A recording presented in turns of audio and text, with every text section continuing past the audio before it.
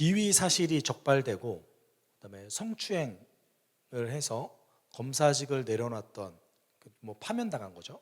파면당했던 한 검사가 어떤 교회에서 회개하고 구원받았다는 간증이 뉴스에 나온 적이 있습니다. 이 뉴스를 보던 많은 사람들이 기독교가 이야기하는 회개와 구원이 이렇게 값싼 구원이었나?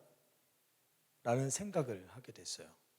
아니 어떻게 피해자에게 용서를 구하지 않으면서 본인이 회개하고 구원받았다고 얘기할 수가 있지? 라고 생각했던 거예요. 여러분 어떻게 생각하십니까? 우리는 용서를 구하는 자들이죠. 그리고 용서받음을 누리는 자들입니다. 기독교의 핵심 가르침 중에 하나가 용서입니다. 그런데 우리는 자세히 살펴보면 이 용서라는 것을 좀 잘못 알고 있기도 하고 용서를 온전히 누리지 못하고 있기도 합니다. 동시에 내 삶 속에서 용서라는 것을 잘 적용시키지도 못하고 있습니다. 제가 여러분께 한번 여쭤볼게요. 우리는 용서를 하는 자들입니까? 용서를 구하는 자들입니까?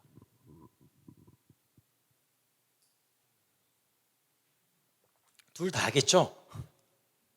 둘 다죠. 그렇죠? 그런데 우리의 삶의 원리가 어떻게 흘러가는지를 안다면 우리는 우선 용서를 구하는 자들입니다. 왜냐하면 우리가 하나님께 용서를 구하기 때문에 그렇습니다. 그러니까 하나님께 그리스도 안에서 내가 죄 용서받음을 누리는 자들은 당연히 용서를 구할 수 있는 자들입니다. 그러니까 내 삶 속에서 용서라는 것을 온전히 적용시키기 위해서는 하나님께서 나를 어떻게 용서하셨는지를 깨닫고 그 용서 때문에 용서할 수 있는 거예요. 근데 문제는 우리가 용서와 용납을 구분하지 못합니다. 용서한다고 해서 나를 비인격적으로 대하고 나에게 굉장히 큰 어려움을 주고 또는 때로는 그 상처를 주는 행위를 그대로 용납하라는 얘기는 아닙니다. 교회도 마찬가지죠. 그래서 하나님은 우리가 비인격적이고 폭력적인 죄의 결과물에서 자유하시길 원하시지 그거를 내가 용납해서 받아들이길 원하지 않습니다. 이거는 다른 개념입니다. 용서는 하되 용납하지는 않는 거예요. 그 행위 자체를. 우리는 어쩌면 용서에 대해서 온전히 잘 이해하지 못한 거일 수도 있습니다. 여러분 용서는 나를 용서하지 못하는 자도 있고 다른 사람이 용서하지 못하는 자들도 있습니다. 동시에 용서를 구하는 것이 굉장히 어려운 사람들도 있습니다. 둘 다 그리스도께서 우리에게 주시는 그 죄 용서의 개념을 온전히 이해하지 못하고 누리지 못했기 때문에 우리 삶 속에서 벌어지는 일들이기도 합니다. 오늘 본문 속에서는 진정한 용서를 누리는 자들의 모습이 등장합니다. 용서를 구하고 용서를 해주는 자들. 그렇지만 질서 안에서 영적 분별을 했던 교회의 모습이 등장합니다. 물론 언제나 이런 얘기를 하죠. 어디서요? 라고 말씀하시면 잘 들으시길 바라요. 분명히 등장합니다. 여러분 사도행전을 주의 있게 읽기 위해서 여러분이 조금 더 도움이 되기 위해서는 되도록이면 서신서를 같이 읽어 주십시오.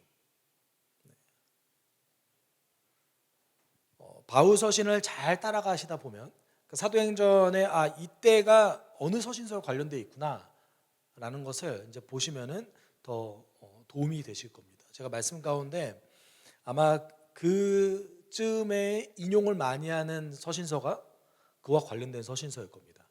그러면 그것을 보시고 한 주간에 이 서신서 한번 읽어봐야겠구나라고 한번 읽으신다면 조금 더 깊은 이해를 하실 수 있지 않을까 생각합니다.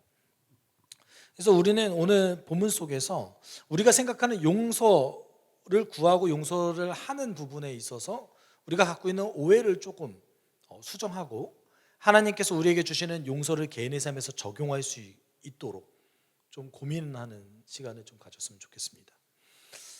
예수님을 만나서 사울은 완전히 새로운 삶을 살아가게 되죠. 새로운 피조물이라고 보일 수 있을 정도로 정말 다른 삶을 살아가게 됩니다.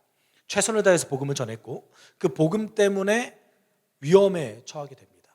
근데 우리는 이 사도행전에서 그러면 다마스커스에서 도망쳤던 사울이 그 다음에 어떻게 행동했는지를 잘 몰라요. 그렇죠? 우리 다마스커스에 도망가자마자 바로 예루살렘에 왔잖아요. 사도행전은 그렇게 얘기하고 있습니다. 그런데 그 다마스커스와 예루살렘에 오는 중간기가 있어요. 몇 년 정도였냐면 한 3년 정도 시간이 걸렸습니다. 그럼 3년 동안 바울이 뭐 했을까요? 사울이죠. 여기서는 사울이 뭘 했을까요? 한번 볼까요? 갈라디아서 1장 17절에서 그거 3년 동안 뭐 했는지를 알려줘요. 같이 읽어볼까요? 나는 곧바로 아라비아로 갔다가 다마스커스로 되돌아갔습니다. 어디 있었어요? 다마스커스로 다시 갔어요. 도망갔다가 목숨의 위협을 피해서 도망갔다가 다마스커스로 다시 갔습니다. 왜요? 자신이 소속된 공동체가 거기 있잖아요. 사울의 인생에서 용서와 용납을 온전히 누렸던 것, 진실한 사랑을 온전히 누렸던 그 최초의 공동체에 그걸 잊지 못해서 다시 다마스커스에 목숨의 위험이 있다 할지라도 다시 들어갔습니다. 다행히 3년 동안 큰 문제는 없었던 것 같아요. 그리고 그 3년이 지난 다음에 이제 사울은 예루살렘으로 올라갑니다. 지도상으로는 내려가는 건데 성경은 예루살렘에 올라간다는 표현을 많이 쓰잖아요. 왜냐하면 예루살렘 고지대에 있어서 그래요. 그런데 도대체 사울이 예루살렘에 왜 갔을까요? 26절은 예루살렘에서 사울의 모습을 얘기하는데 사울이 예루살렘에 이르러서 거기에 있는 제자들과 어울리려고 하였으나 그들은 사울이 제자라는 사실을 믿을 수가 없어서 모두들 그를 두려워하였다. 여러분, 예루살렘 교회가 사울을 두려워한 것은 이상하지 않죠? 너무나 당연한 모습 아니겠습니까? 21절에 보면 사울이 직접 예루살렘 교회의 성도들을 죽였다라고 얘기하고 있습니다. 어떻게든 그들을 파멸에 이르게 하도록 골몰했다라고 얘기하고 있습니다. 근데 그런 사람이 갑자기 예수 믿는다고 나타나니 당연히 두렵죠. 사기치는 거 아닐까? 위장 취업인가? 라고 생각할 수 있을 것 같습니다. 여기까지 너무 당연해요. 근데 우리는 여기서 질문을 던져야 돼요. 사울이 왜 그런 행동을 했을까요? 이상한 거 아니에요? 자기가 죽이려고 했던 사람한테 가가지고 어울리려고 했대요. 미친 거 아닐까요? 염치가 없는 걸까요? 아니, 어떻게 어울릴 생각을 합니까? 그렇지 않으세요? 사울이라는 사람은 자신이 피해줬던 사람에 대해서 전혀 공감하지 못하고 고민하지 못하는 사람이었을까요? 너무 이상한 거예요, 사실은. 아니, 우리가 기본적으로 사울이 삶이 변했고 예수님을 받아들였다는 것에 대해서 인정한다면 이 대목이 너무 이상한 겁니다. 그렇다면 여러분, 사울이 왜 예루살렘에 방문했을까요?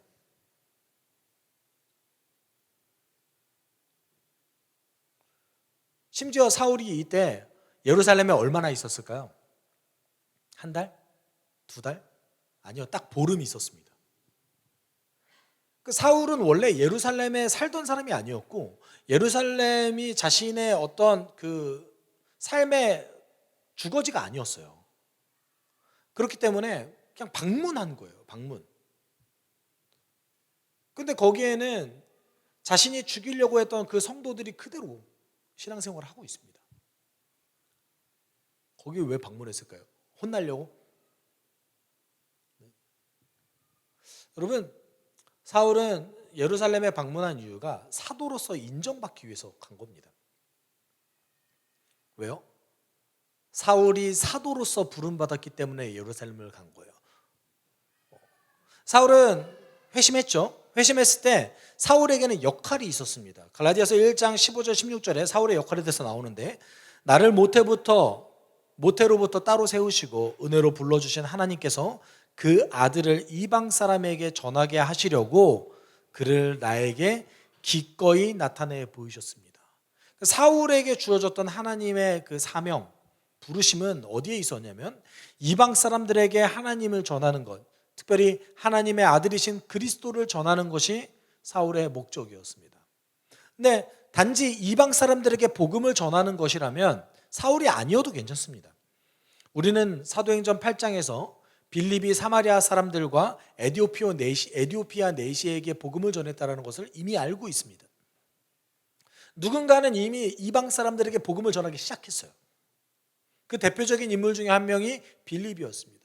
심지어 앞으로 사도행전 11장에서는 베드로도 고넬료라는 이방 사람에게 복음을 주고 세례를 줍니다. 단지 이방 사람들을 위해서 사울을 부른 게 아닌 거죠. 또 다른 역할이 하나 더 있었는데 그것이 뭐예요? 사도로 부르신 거예요. 제가 이것 때문에 엄청 고민을 했는데 어제. 그렇다면 여러분, 사울이 예수님을 처음 만났을 때부터 그 사람이 내가 사도다라는 의식이 있었을까요? 제가 이것 때문에 어제 하루 종일 고민했어요. 뭐지? 근거가 있을까? 그래서 막 논문도 찾아보고. 대부분의 성경학자들이 사울은 예수께 부름 받았을 때부터 사도라는 의식이 있었을 것이다 라고 추정합니다. 부름 받았을 때부터 이 사람이 사도로서 부름 받았을 것이다 라고 추정합니다. 근데 그 이유와 근거들이 막 있어요. 그런데 제가 갈라디아서 1장 17절 18절을 읽다가 확실히 사도로서 의식이 있었구나라는 것을 알게 되는데, 갈라디아서 1장 17절 18절 좀 같이 읽어볼까요? 또 나보다 먼저 사도가 된 사람들을 만나려고 예루살렘으로 올라가지도 않았습니다. 3년 뒤에 나는 게바를 만나려고 예루살렘으로 올라갔습니다. 나는 그와 함께 보름 동안 지냈습니다. 게바가 베드로입니다. 그러면 여기서 17절에 뭐라고 얘기해요? 나보다 먼저 사도가 된 사람들을 만나려고 했대요. 언제부터요? 다마스커스에 있을 때부터. 그런데 올라가지 않았대요. 아직은 올라가지 않았대요. 3년 동안. 그러면 사울은 언제부터 사도라는 걸 알았어요? 처음부터 알았어요. 여러분 잘 생각해 보십시오. 사도가 근데 왜 중요한 거죠? 도대체 뭘 하는 사람들이기에 사울이 예루살렘에 방문해서 교회에 나는 사도로서 부름받았습니다라는 것을 보고하고 인정받으려고 하는 걸까요? 여러분이 사울의 입장에서 좀 생각해 보십시오. 그곳은 내가 죽이려고 했던 사람들이 있는 곳입니다. 사울 입장에서 저 사람들이 나는 하나님께 사도로서 부름받았습니다 라고 얘기하면 바로 인정될 거야 라고 사울이 생각했을까요? 택도 없는 소리죠. 택도 없는 소리 아니겠습니까? 그럼에도 불구하고 사울은 그 사도들에게 본인이 사도가 되었다라는 것을 보고해야만 했습니다. 왜냐하면 사도의 역할이 있었기 때문에 그래요. 여러분, 사도는 그냥 그리스도인 중에 한 명, 교회의 지도자 중에 한 명이 아닙니다. 특별히 바울 서신을 온전히 여러분이 읽어 나가다 보면 사울이 하나님께, 성령께 직접적인 계시를 듣는 장면들에 대해서 나와요. 성령의 인도함을 받는 사람이었는데 그냥 성령의 인도함을 받는 것도 아니고 에베소서 2장 20절에 의하면 이런 역할을 하는 사람이었어요. 여러분은 사도들과 예언자들이 놓은 기초 위에 세워진 건물이며 그리스도 예수가 그 모퉁이 돌이 되십니다. 사도가 어떤 사람입니까? 교회의 기초를 놓는 사람들이에요.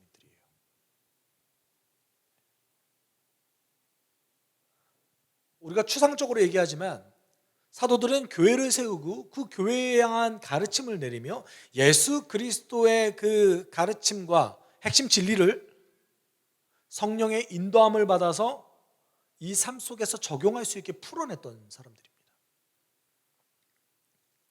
사도가 없으면 교회가 형성될 수 없어요. 근데 사울은 이방인을 위한 사도로서 부름받았기 때문에 본인이 교회에서 사도라는 것을 인정받을 필요가 있었습니다.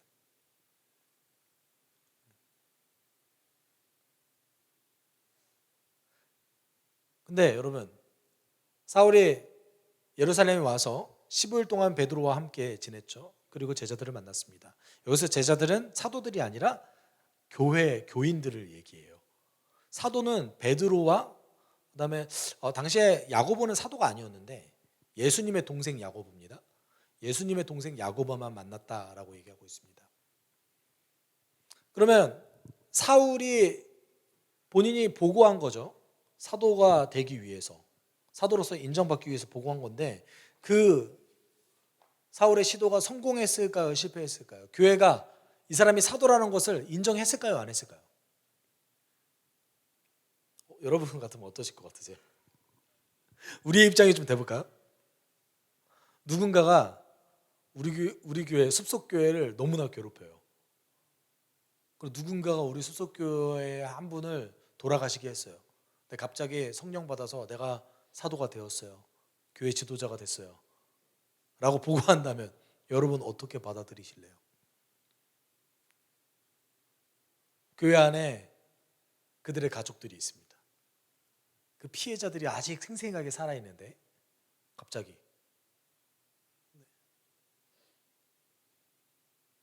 이게 정말 상상할 수 없는 일 아니겠습니까? 그렇죠? 제가 미국에서 유학 생활할 때 제가 설교할 때 미국 얘기 잘 안 하잖아요.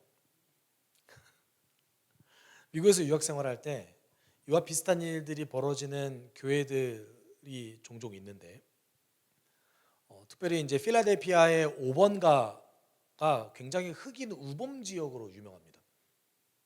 근데 거기 5번가 한 중심에 한 교인 1000명 정도가 매주 출석하는 흑인 교회가 있어요. 제가 우연히 그 흑인 교회 목사님을 만나서 인터뷰를 한 적이 있는데 그 교회 가서 인터뷰를 했어요. 정말 거짓말을 제가 안 하고 5분에 한 번씩 사이렌이 울려요. 경찰차 사이렌이 삐. 그리고 여러분 그 미국 사이렌은요 귀가 먹어요. 네. 한국 119는 정말 작은 거예요. 안 피해주면 난리 나요. 그래서 네, 서로 이렇게 붙어요. 서로 붙어서 이렇게 피해서 가만히 정차하고 있습니다.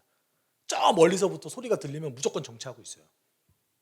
그만큼 공권력이 강하고 이런 나라인데 사이렌이 5분에 한 번씩 울리는 곳이에요.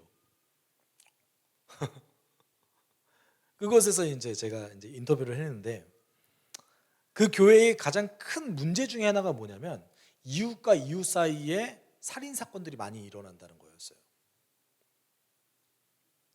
총기 문제들이 있어서 그래서 교회 안에서 원수들이 실제로 있는 거예요.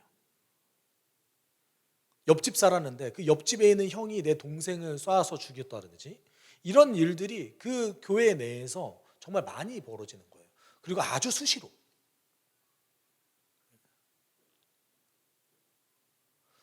저는 그 얘기를 하시면서 정말 그 목사님이 너무 고통스러워하시면서 얘기하셨는데 실제 그런 일이 있더라고요. 그렇다면 뭐 그 교회에서 용서와 용납이 온전히 이루어지냐? 아직 그것까지는 잘 모르겠습니다. 다만 여러분 그 흑인들이 예배드리는 곳이 본 적 있으세요? 흑인 예배 굉장히 감정적이잖아요. 흑인 영가 이렇게 찬양하는 거 보면은 정말 막 펑펑 울고 있어요. 근데 그들의 예배가 그럴 수밖에 없어요.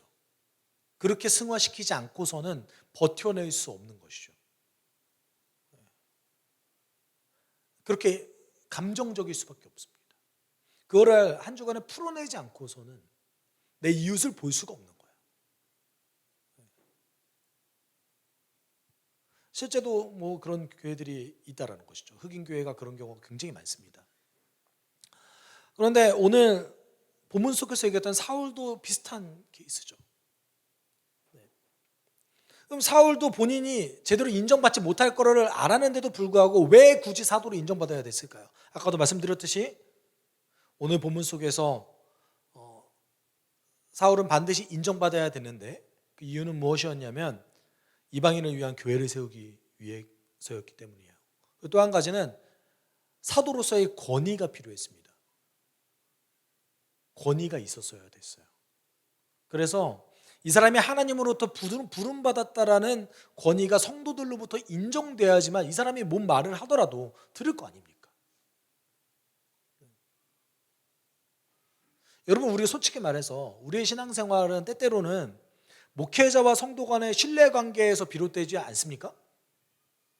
그렇죠? 목회자와 성도가 신뢰관계가 깨지면 아무리 목회자가 뭐 정말 최고의 설교를 한다고 하더라도 아마 여러분 이렇게 생각하실 거예요. 지나 잘 살지. 그렇지 않으세요? 저도 그래요. 제가 교수님 수업 들을 때마다 자기가 목회를 얼마나 했다고 이렇게 생각할 때 많았거든요. 신뢰관계에서 비롯되는 거죠. 당연히 사울도 신뢰가 필요했습니다. 이 사람이 사도로서의 신뢰가 필요했어요. 다른 사도들은 그런 게 항상 장착되어 있었어요.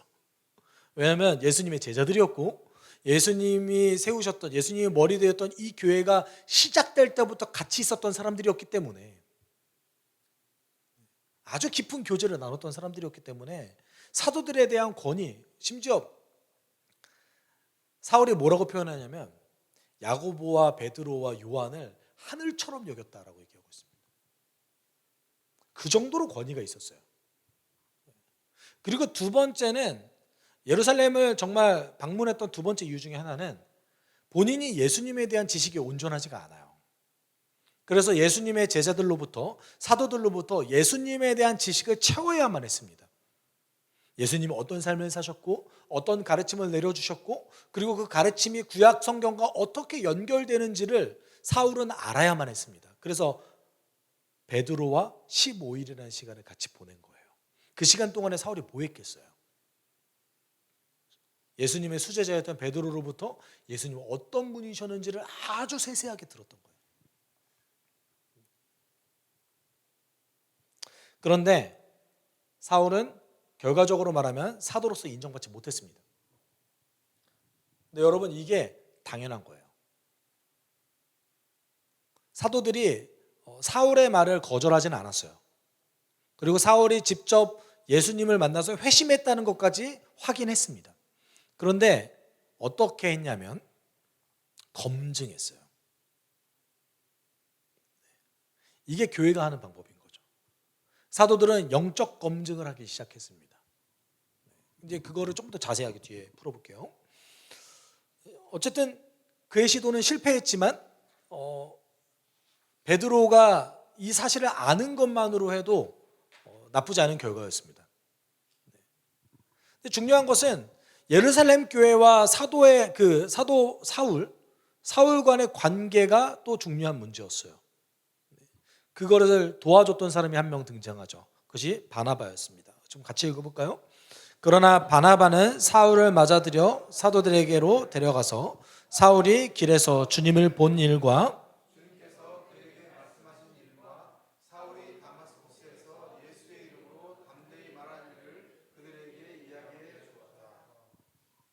여러분, 사울은 본인이 저지른 일 때문에 온전히 그 예루살렘 교회 성도들에게 다가가지 못했을 거예요.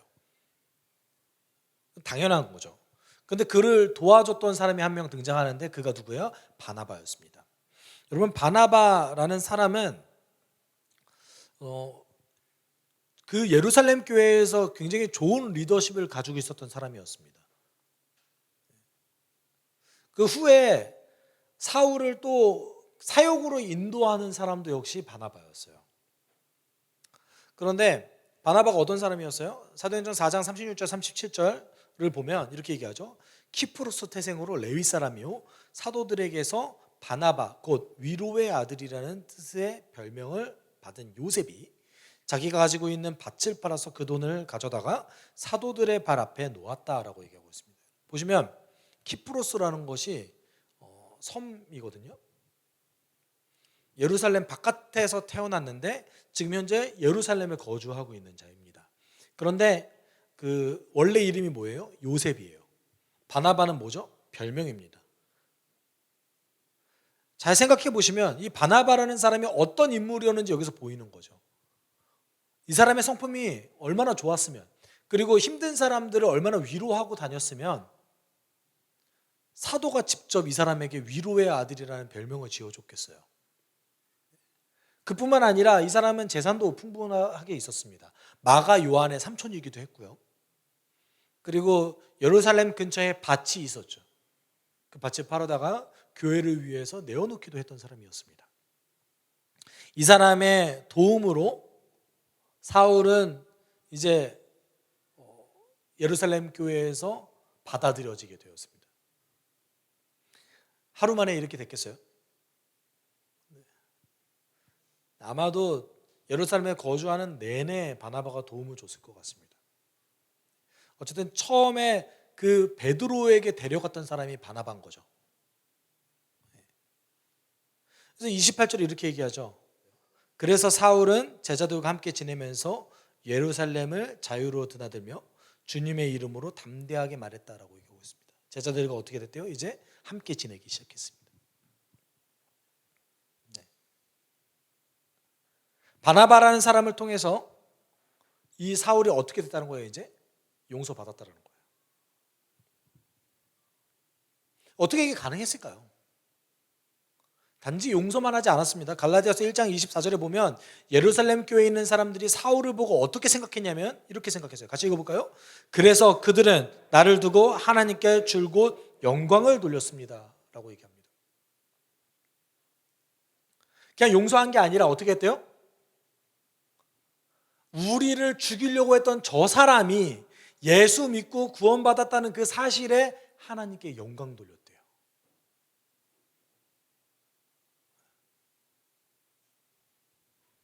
여러분, 이게 어떻게 가능했겠어요?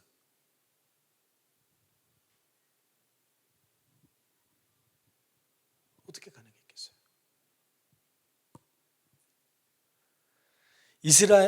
예루살렘에 있는 사람들이 가지고 있었던 생각이 뭐였던 거예요? 용서받을 수 없는 나를 용서해 주신 그 예수께서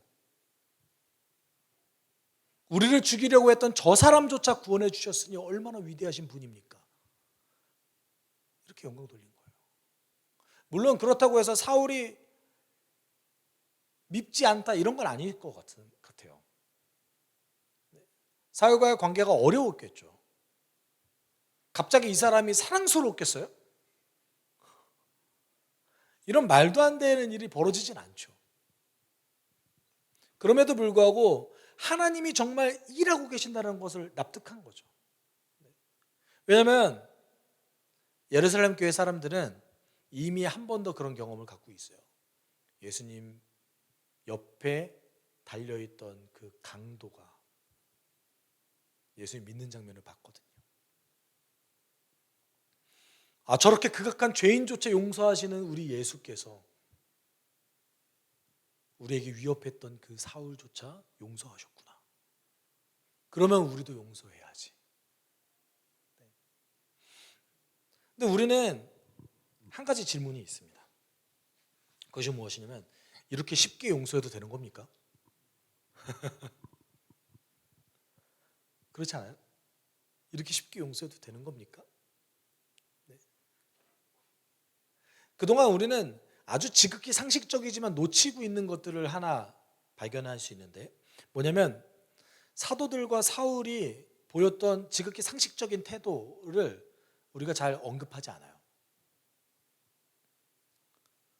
어떤 거냐면 사울이 교회의 용서를 받기 위해서 어떻게 살았는지를 언급하지 않습니다. 사울은요 삶으로서 증명했던 사람이에요. 제가 아까도 말씀드렸죠. 사울이 사도로서 인정받기 위해서 몇 년이 걸렸냐면 이때부터 14년이 걸립니다. 이때 인정받지 못해요. 왜냐하면 사도들도 영적 분별을 해야 됐거든요. 이 사람이 진짜 사도인지. 이게 당연한 겁니다, 여러분. 갑자기 어떤 성도가 성령 받고 제가 이 교회에서 이 일을 해야겠어요 라고 말한다면 그때부터 교회 지도자들은 뭐 해야 돼요?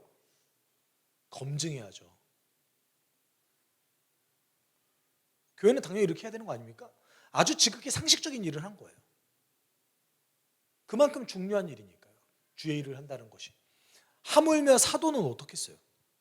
그러니까 이제 이 사람이 진짜 사도구나, 이 사람이 정말 하나님으로부터 특별하게 부름받았구나 라는 것을 증명하기까지 몇 년 걸렸어요? 14년 걸렸어요. 그럼 그 14년 동안 사울이 어떻게 살았을까요? 저는 가끔 바울 서신을 보다 보면 사울이 교회에게 편지한 것들을 보다 보면 왜 이 사람이 이렇게까지 살지? 라는 생각을 하게 돼요. 때때로는 우리가 바울 서신을 보다가 어떤 생각도 하게 됩니까? 아, 그리스도인은 이렇게 살아야 되나?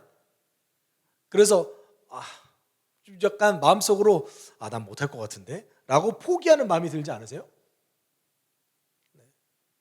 물론 여러분 그렇게 살면 너무 좋죠.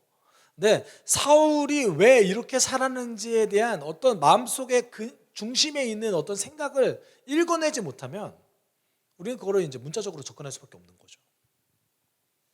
우리 하나님 그렇게 자학적이지 않으세요. 우리 하나님 우리로 하여금 고통을 받게 하려고 우리에게 부르지 않으셨어요. 여러분, 사울은요, 자신이 정말 최선을 다해서 목숨까지 바쳐서 주를 위해서 일하는 것이, 그리고 교회를 위해서 헌신하는 것이 용서받는 길이라고 생각했던 거예요. 자신의 평생에 교회를 향해 용서를 구했던 자가 사울이었던 거예요.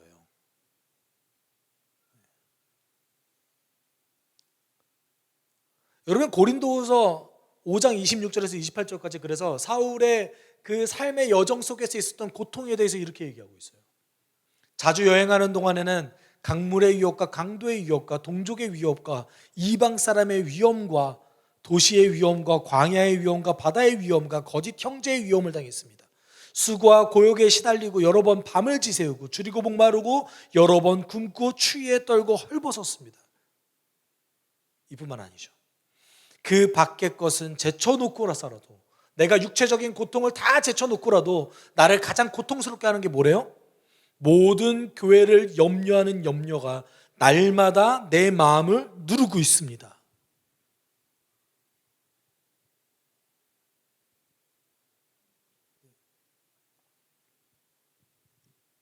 사울은 자신의 인생 전체를 들여서 교회에 용서를 구했던 자예요.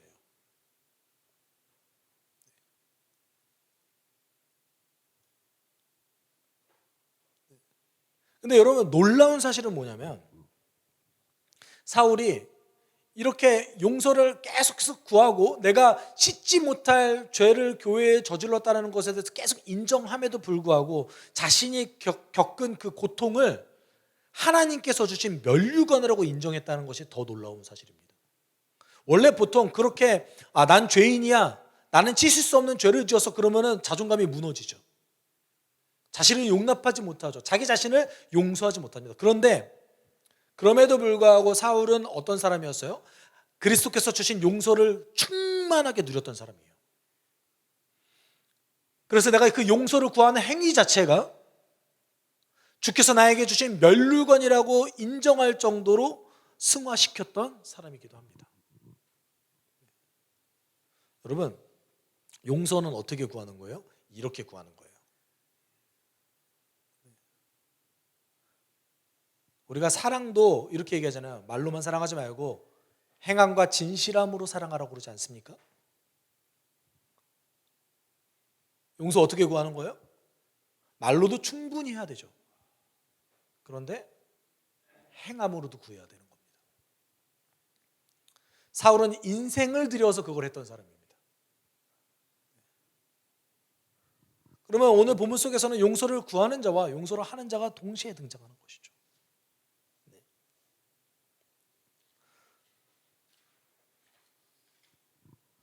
여러분, 사울과 예루살렘 교회의 성도들은 이렇게 상상할 수 없는 용서와 용납을 보여줬습니다. 용서를 구하는 자조차 우리가 상상할 수 없는 용서를 구하는 행위를 했고요. 용서를 한 자들도 상상할 수 없는 자를 용서한 것이죠. 그들 모두가 어떻게 그렇게 할 수 있었을까요? 그 이유가 있죠. 그들 스스로가 그리스도께 받은 용서를 아주 충만하게 누렸던 사람들이기 때문에 그렇습니다. 네. 에베소서 4장 31절 32절은 우리에게 이렇게 교훈하고 있습니다. 좀 같이 읽어볼까요?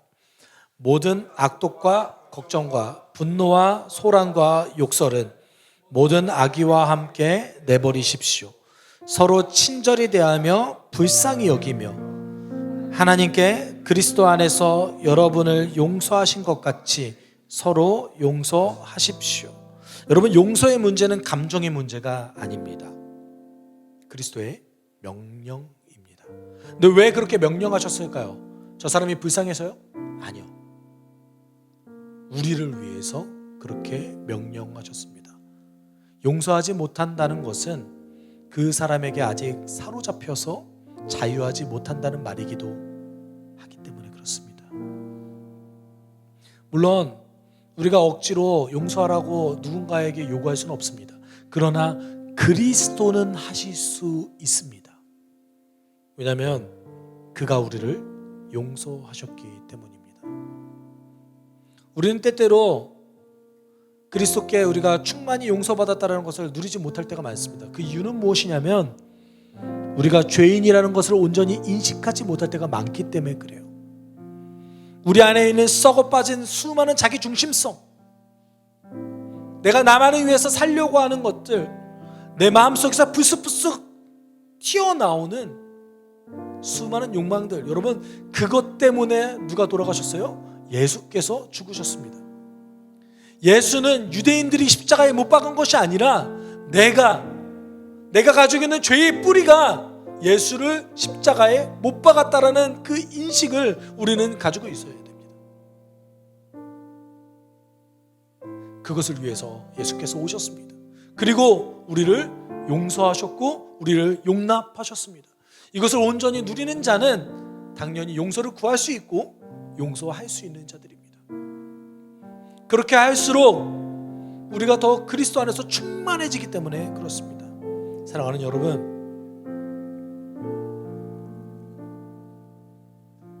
혹시 여러분 스스로를 용서하지 못하거나 또는 다른 누군가를 용서하지 못하거나 내가 용기를 내서 누군가에게 용서를 구하는 것이 어렵습니까? 그때 우리가 해야 될 것이 무엇입니까? 그리스도의 충만한 용서함을, 죄사함 받음을 누려야 됩니다. 우리 한 주간 그리스도의 죽으심에 대해서 고민하는 이 시간에 여러분, 죽을 수밖에 없는 나를 위해서, 용서받을 수 없는 나를 위해서 물과 피를 쏟으신 그 그리스도의 그 죄 용서를 누릴 수 있는 여러분 됐으면 좋겠습니다. 우리 지금 이 순간 함께 기도할 때, 하나님, 내 안에는 아직도 죄의 뿌리들이 남아서 용납하지 않고 용서하지 아니하며 쓴뿌리들이 남아서 그리스도를 받아들이는데 어렵게 하는 것들이 아직 많이 남아 있습니다. 하나님, 날 도와주십시오. 당신의 사랑과 용서를 온전히 누려서 내가 먼저 용서함으로 자유할 수 있게 주님 날 도와주십시오. 우리가 이렇게 함께 기도하도록 하겠습니다. 사랑만 하신 하나님 아버지, 도와주십시오. 주님,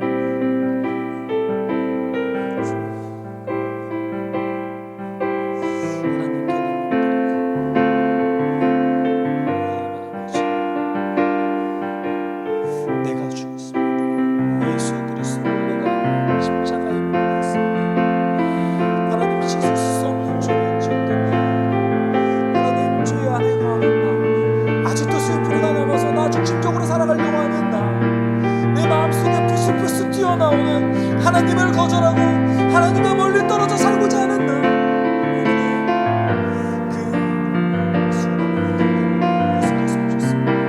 예수께서 그것 때문에 돌아가셨고 예수께서 그것 때문에 나에게 죄 용서함을 주셨습니다.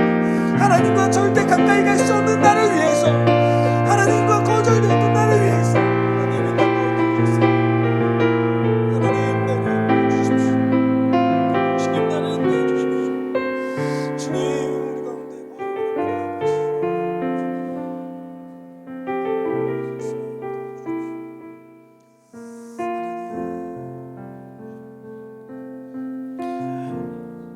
사랑이 많으신 하나님 아버지,